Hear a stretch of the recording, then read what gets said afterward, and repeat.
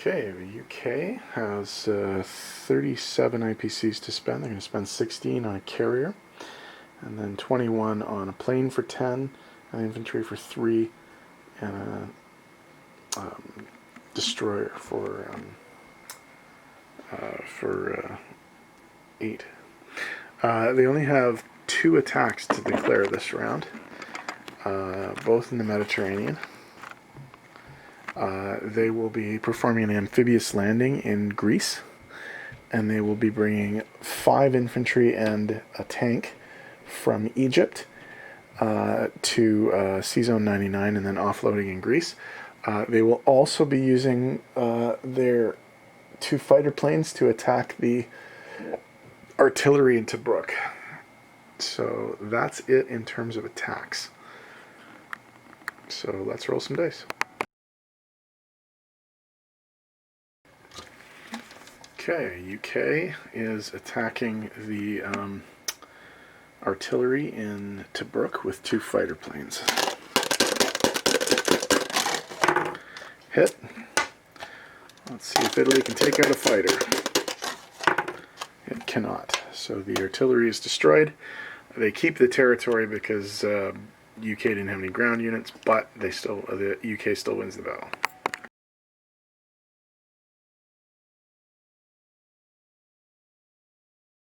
Okay, this is the amphibious landing in Greece. The HMS Fidelity, the HMS Stalker, and from the Pacific Fleet, the HMS Empire Spearhead are bringing 2 infantry, 2 infantry, and an infantry and a tank. And the HMS Delhi cruiser will take an offshore shot at one Italian and 1 German infantry. So we have 5 1s and 2 3s versus 2 2s. 2 hits, that's all they needed.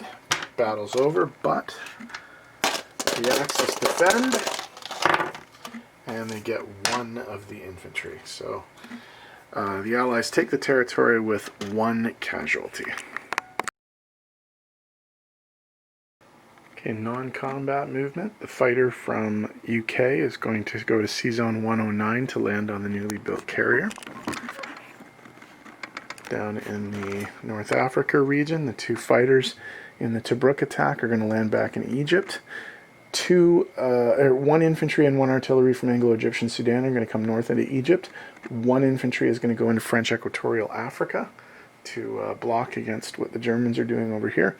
The destroyer from C-Zone 98 is going to move to C-Zone 99 and join the rest of the fleet. In the Mideast, 2 artillery and 1 infantry are going to move from Iran to Iraq. And then the tactical bomber in South Africa is going to move up to Egypt. So that's it. We'll be back in a sec with placements.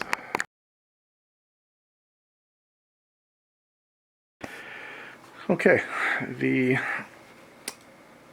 going to put their new carrier and their new fighter in C-Zone 109, and the fighter from England will land there as well.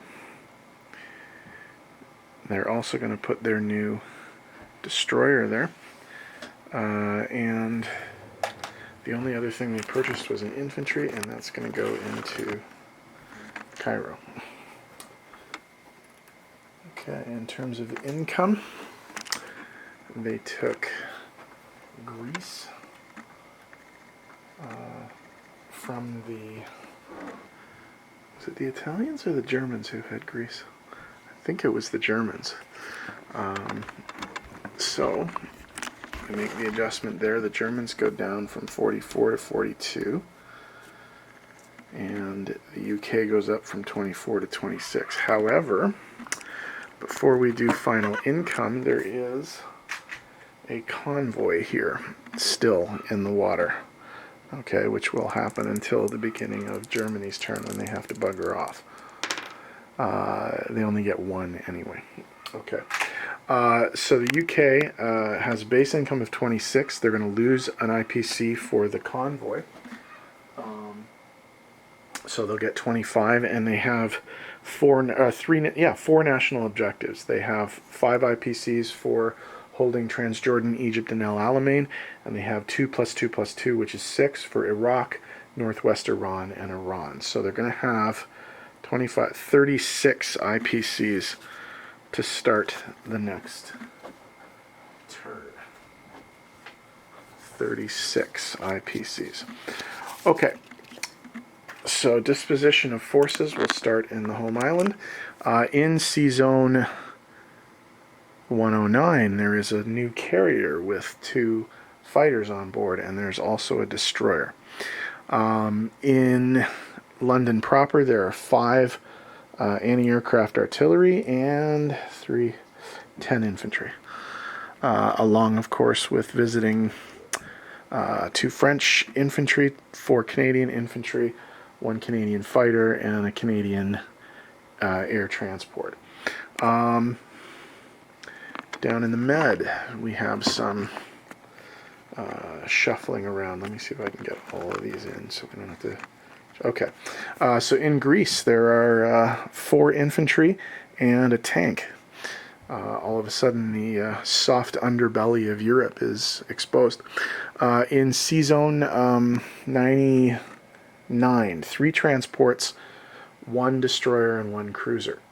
In Cairo, in Egypt, we have 2 infantry, 1 artillery, 2 fighters, and a tactical bomber, along with 2 French infantry. In Iraq, 2 infantry, 2 artillery, 1 infantry. In Iran, 2 infantry. And then in French Equatorial Africa, 1 infantry. So that's UK's turn. The Italians are up next. We'll see how they deal with the fact that all of a sudden there's stuff in the Balkans that they have to deal with. Okay. Back in a minute.